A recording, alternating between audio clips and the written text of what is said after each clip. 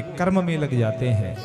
गलत नहीं है अपने जीवन के कर्मों को करना, खेत भी जाना चाहिए, उसमें भी तो भगवान ही बसता है, उसमें भी हमारा देवता रहता है। उस मृत्तिका को जाकर के चरण स्पर्श करिए, प्रणाम करिए, हे धरती माता तेरी ही कृपा से जीवित हैं, अच्छा अन्न देना, आपका खेत जो है जागृत बना रहेगा। ये हमारे सनातन धर्म की विशेषता है। हम अमूर्त लोगों को भी मूर्त रूप में देखते हैं।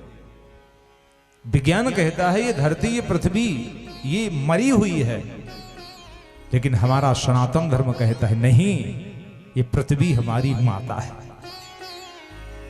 सूर्य को एक ग्रह माना, एक आग का गोला है, बस चलता है फिरता है, लेकिन नहीं, सनातन धर्म के लोग कहते हैं सूर्य हमारा देवता है। और इसीलिए ब्रह्मांड का सबसे श्रेष्ठ धर्म अगर कोई है तो हम लोगों का धर्म है, जिसको सनातन धर्म कहते हैं। पूर्ण वैज्ञानिक धर्म है वो, पूर्ण वैज्ञानिक। यहां तो वृक्षों की भी पूजा होती है, होना ही चाहिए। यहां तो पशुओं की भी पूजा होती है, होना भी चाहिए। अरे छोड़िए, हमारे देश में तो हम सनातन धर्मी तो पत्थर को भी भगवान मान करके पूजते हैं, पत्थर को भगवान मानते हैं। श्रद्धा इतनी कि इंसान क्या, पत्थर भी पूजे जाते हैं हमारे देश में। और यही श्रद्धा है। अगर श्रद्धा है तो फिर निश्चित मानिए सब पूरा है, और श्रद्धा नहीं है, सामने भगवान भी आ जाए, श्रद्धा नहीं होगी तो बेकार हो जाए। जीवन की मान्यताओं पर हम आधारित हैं। हमारा सनातन धर्म मान्यताओं पर आधारित है। हम जैसे जिंदगी जीना चाहें वैसे जी सकते हैं, जैसे चाहें। जिंदगी तो जीना है, मनुष्य बनकर तो आए हैं, गृहस्थी में तो फंसे हैं, चाहे रो रो के जी लें। तमाम लोग हैं जैसे कभी मिले, क्यों भैया क्या हाल चाल, कुछ लोग ऐसा सड़ा सा मुंह बनाएंगे, सड़ा सा जैसे आम सड़ गया हो। महाराज, हाँ भैया, दाऊ क्या हाल है? बोले कुछ नहीं, बस कट रही है। अरे राम राम, भगवान की दी हुई इस नियामत को, ईश्वर की इस इनायत को इस तरह से सड़ा गला करके बर्बाद करोगे? अरे ताजे रहा करो, फ्रेश। सामने दिखो तो मुस्कुरा के मिलो, दिन अच्छा चला जाए, रोनी सूरत लेके नहीं। एक दृष्टांत मैंने पढ़ा था। एक आदमी जेठ की दोपहर में घोड़े में सवार होकर के जंगल के रास्ते से जा रहा था। एक पहाड़ के नीचे से निकला, पहाड़ के पत्थरों में काम हो रहा था। तमाम मजदूर थे जो पत्थरों का काम कर रहे थे। पत्थर, बड़ी बड़ी शिलाएं तोड़ी जा रही थी, उन शिलाओं की छोटी शिलाएं बनाई जा रही थी, उनको आकार दिया जा रहा था। वो आदमी निकला, एक पत्थर तोड़ रहा था मजदूर, तो उसके बगल से निकला तो पूछ लिया, अनायास लोग ऐसे बात करते हैं ना, क्यों भैया क्या कर रहे हो? जेठ की दोपहर, तमतमाया चेहरा, पसीने से लथपथ। और जहां उसने सुना कि उसने कहा क्या कर रहे हो, ऐसे पलट के देखा, और जहां ऐसे पलट के देखा, गर्मी तो थी ही, और काम की गर्मी अलग से, तमतमा गया। क्यों जी, दिखता नहीं है? क्या कर रहा हूं, अंधे हो? पत्थर तोड़ रहा हूं। और क्या कर रहा हूं? वो सकपका गया। अरे बोले भैया ऐसे पूछ लिया तो क्षमा करो भाई। आगे बढ़ गया, जान गया खतरनाक आदमी।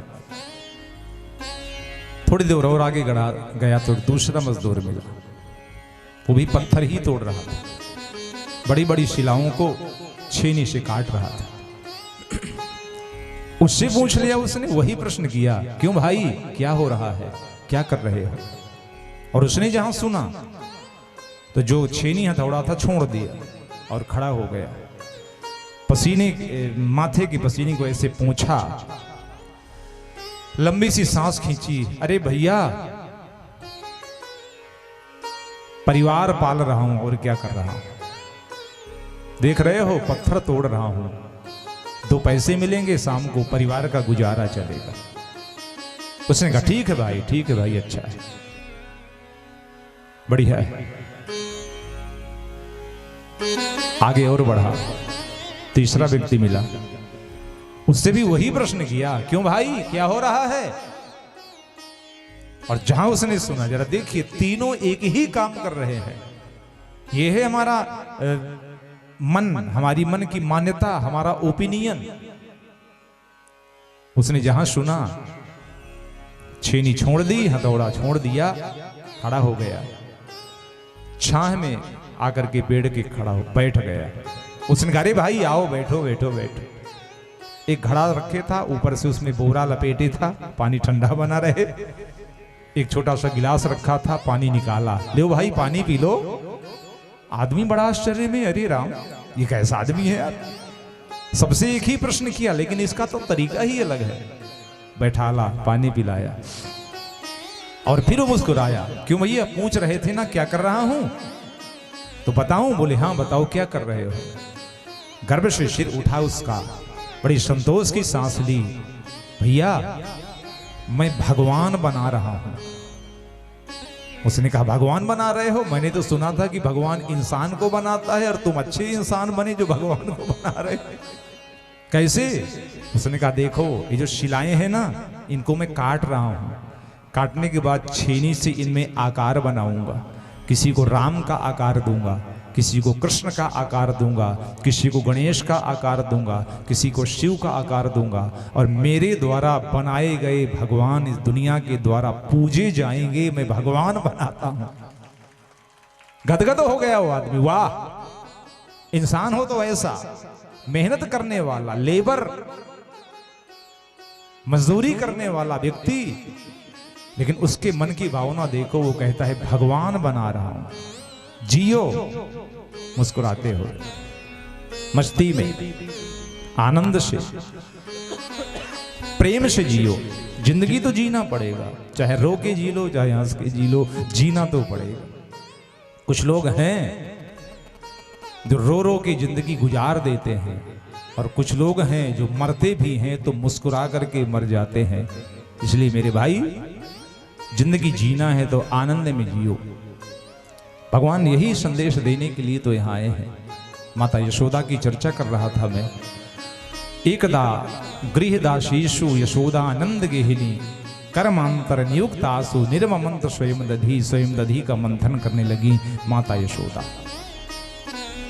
यानि यानि है गीतानि तदबाल चरितानि च दधिर निर्मंथने काले स्मरन्ति तान्यगायत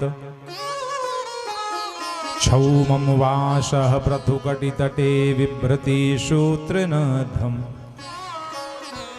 पुत्रस्नेह स्नुतकुचयुगं जातकम्पं च शुभ्रो रज्ज्वाकरशस्त्रं भुजचलत् कंकणौ कुण्डले च स्विन्नं वक्त्रं कबरविगलन मालती निर्ममथ। माता यशोदा ने अपने लाला को माखन खिलाने के लिए पद्मगंधा नाम की गाय का जो दूध जमाया हुआ था, उस दूध को माता यशोदा ने दही बना करके मथने की कोशिश प्रारंभ की। दही को मथने लगी। सुबह का वक्त था, प्रातःकालीन बेला थी, और जैसे ही माता यशोदा ने दही का मंथन प्रारंभ किया, उसी समय कृष्ण की, उस बालक की निद्रा खुल गई। भगवान आए, आकर के यशोदा मैया की मथानी पकड़ ली और पकड़ करके ठुनकने लगे, मैया भूखा हूं। अरे यशोदा ने कहा, तेरा ही प्रबंध कर रही हूं, देखना। गाय के दही से माखन निकाल करके मिश्री मिला के तुझे खिलाऊंगी अपने हाथों से, खाएगा? भगवान ने मना कर दिया, नहीं नहीं।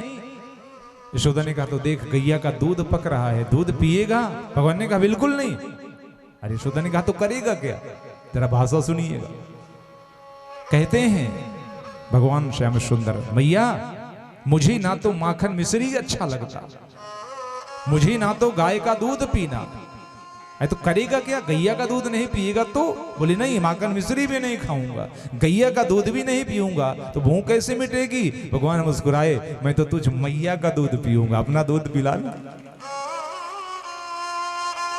एक बच्चे के लिए मां के दूध से ज्यादा श्रेष्ठ कुछ भी नहीं होता। कान खोलो ऐसे ऐसे जरा जरा से। मां का दूध बच्चे के लिए अमृत है। अमृत। MBBS, MD, MS डॉक्टर भी जब बच्चे को जन्म देती है वो माँ तो पहली बात कहती है अपने बच्चे को दूध पिलाना। ये तेरे बच्चे का दूध जो है ये इसको रोगों से बचाता है। देहातों में गनीमत है। शहर की गधी महिलाएं, मैं तो गधी बोलता हूँ, मूर्ख महिलाएं फैशन के चक्कर में आकर के उस बच्चे को अपना दूध नहीं पिलाती, बोतल का दूध पकड़ा देती। कमजोर हो जाता है बच्चा।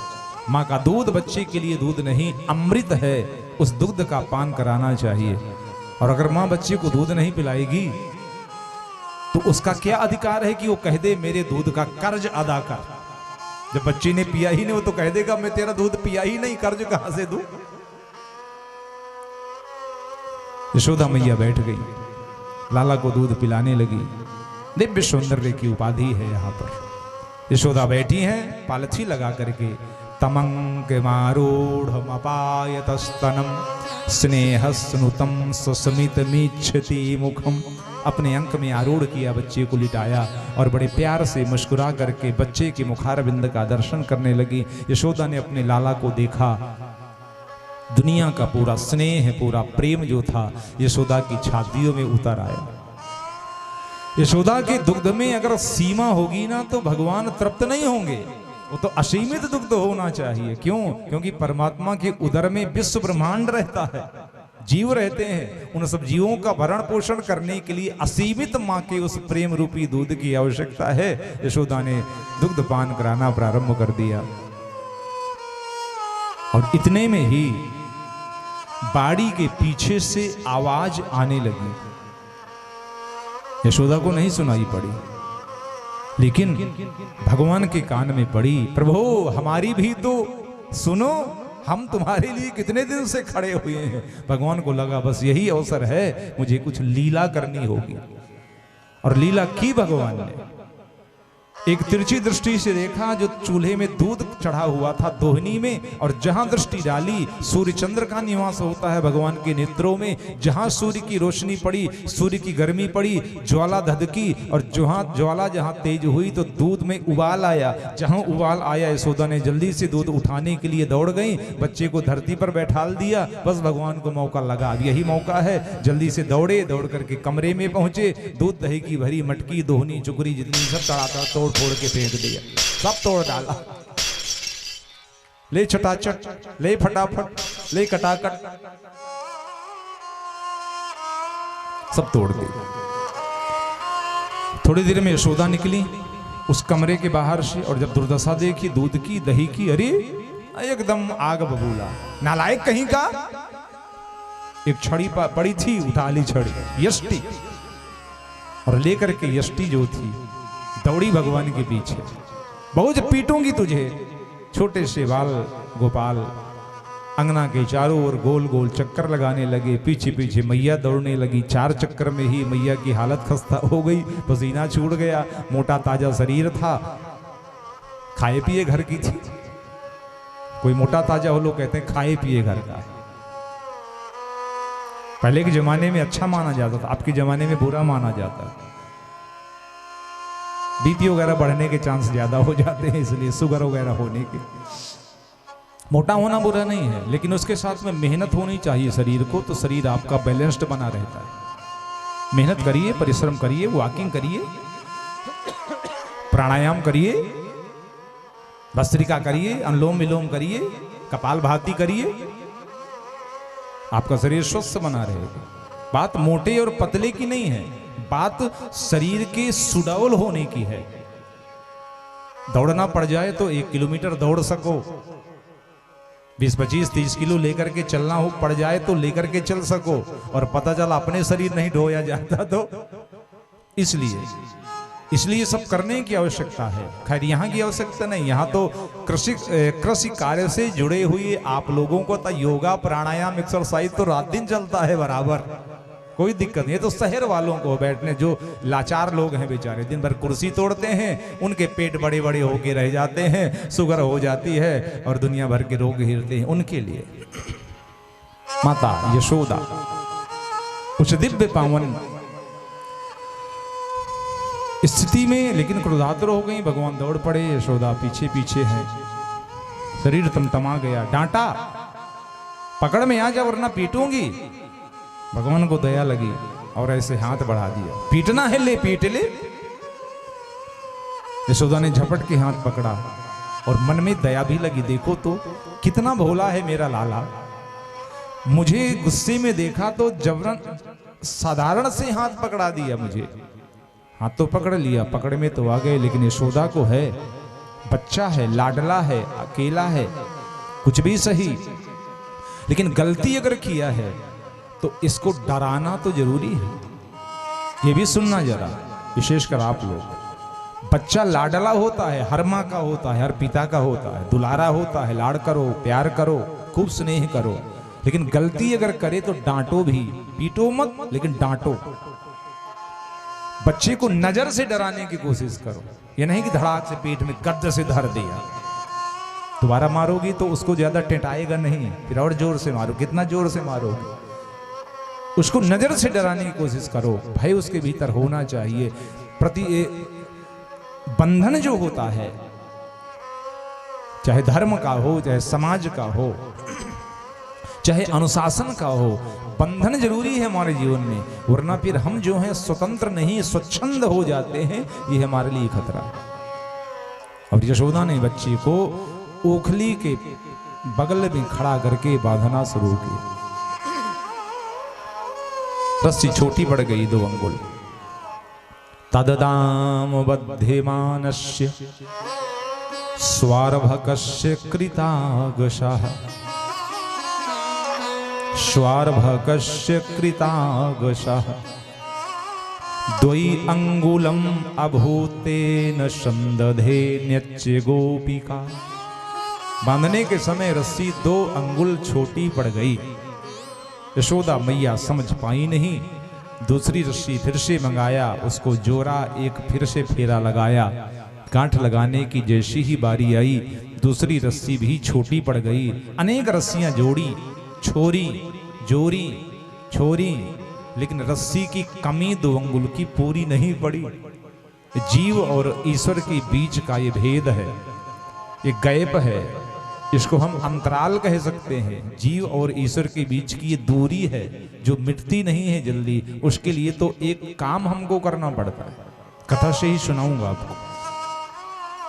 मैया यशोदा की दृष्टि, माता यशोदा की नजर रस्सी में है, भगवान को नहीं देख रहे, रस्सी को देख रहे। और जब तक यशोदा ने रस्सी की ओर देखा, भगवान बंधे नहीं। और जब बहुत देर बांध के थक गई, छक गई, नहीं बंधे, तो एक बार की भगवान के चेहरे की ओर देखा और तमतमा के जोर से चिल्लाई, तू बंधता क्यों नहीं रे? और जहां रस्सी को छोड़ करके भगवान की ओर देखा तो भगवान खट्ट से बंध गए। अर्थ समझिए, हम जैसे यशोदा यानी जीव, जब तक हमारी दृष्टि माया में है, धन में है, संसार के विकारों में है, तब तक भगवान कभी भी हमारे बंधन में बंधने वाले नहीं हैं। लेकिन जिस दिन हमारी दृष्टि भगवान की तरफ हो जाएगी, माया को छोड़ देंगे, उस क्षण भगवान बड़े सहूलियत से, बड़े आराम से हमारे प्रेम के बंधन में बंधेंगे। और बंध गए। यशोदा काम में लग गई। भगवान ने उखली को खींचा, खींच करके दोनों वृक्षों के बीच में फंसाया। उनको तो लीला करनी थी ना यहां पर।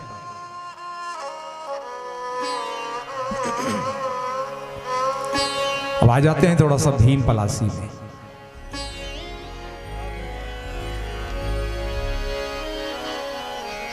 हमारा उखली को फंसाया, खींचा।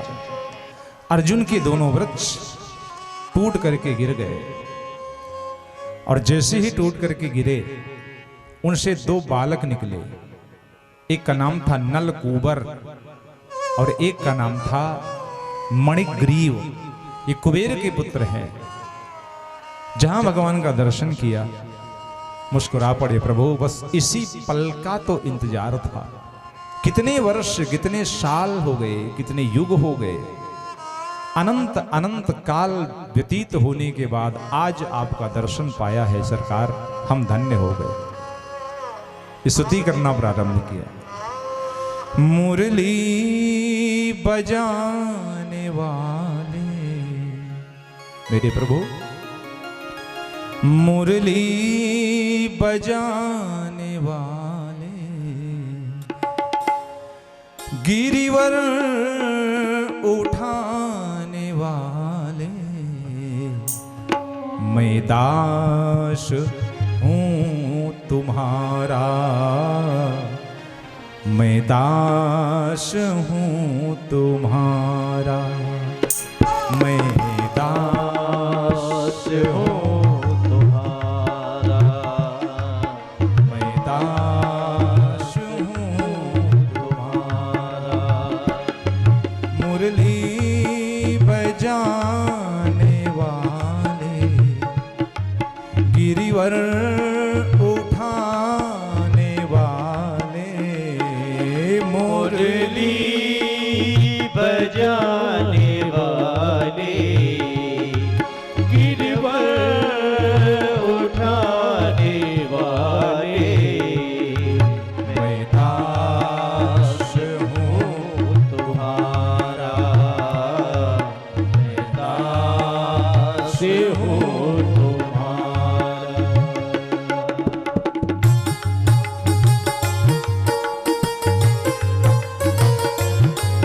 जय हो।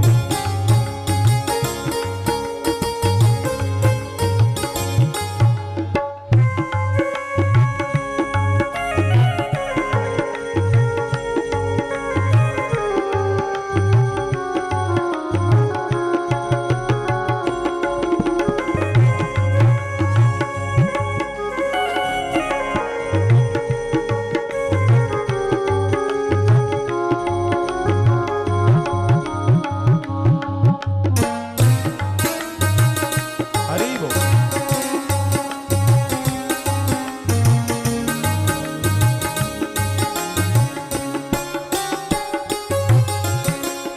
यह है भीम पलासी।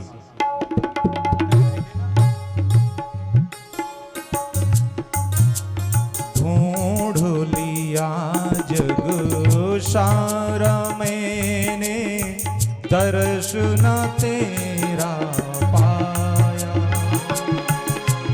ढूंढ लिया जग सारा मैंने, दर्शन तेरा पाया।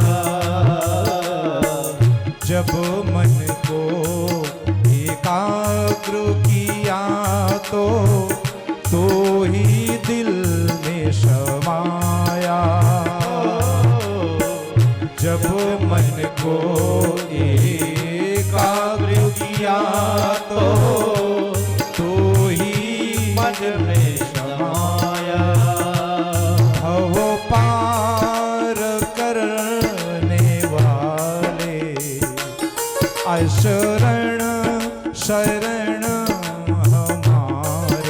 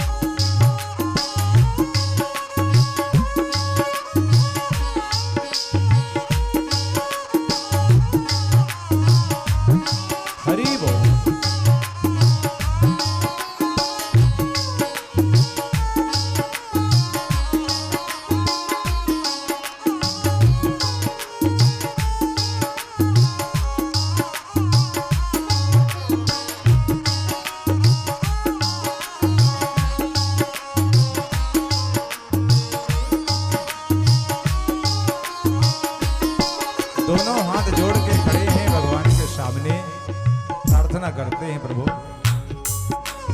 तेरी माया ने प्रभु मुझको जग में खूब नचाया, तेरी माया ने प्रभु मुझको जग में खूब नचाया। दीन बंधु प्रभु अंतर्यामी नाम तुम्हारा गाया, सर्वत्र रहने वाले राधा रमण हमारे, सर्वत्र रहे वाले राधा रमण हमारे। मैं दास हूँ तुम्हारा, मैं दास हो तुम्हारा। मुरली बजाने वाले गिरिवर उठाने वाले, मैं दास हो तुम्हारा, दास हो तुम्हारा।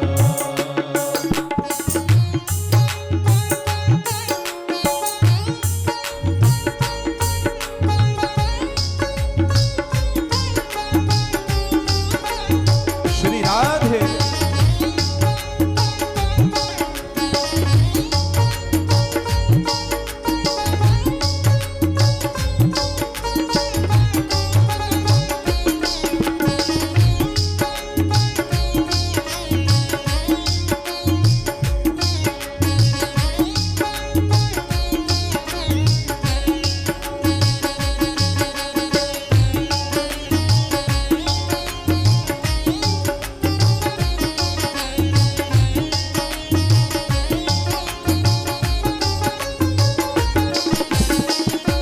बहुत प्यारा राग है भीम पलाशी, बहुत प्यारा, मधुर शब्द बहुत है। इस राग की विशेषता है कोमल एक ही लगता है, इसलिए और मधुर हो जाता है। जब से देखा तुमको मैंने, तुम पर रीझ गया हूँ। जब से देखा मैंने तुमको, तुम पे रीझ गया हूँ।